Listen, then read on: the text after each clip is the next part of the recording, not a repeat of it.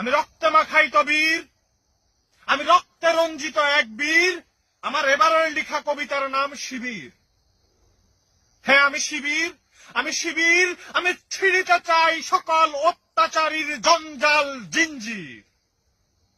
আমি শিবির, আমি বৈষম্যের বিরুদ্ধে রুখে দাঁড়ানো এক প্রতিবাদী মহা বিপ্লবী বীর।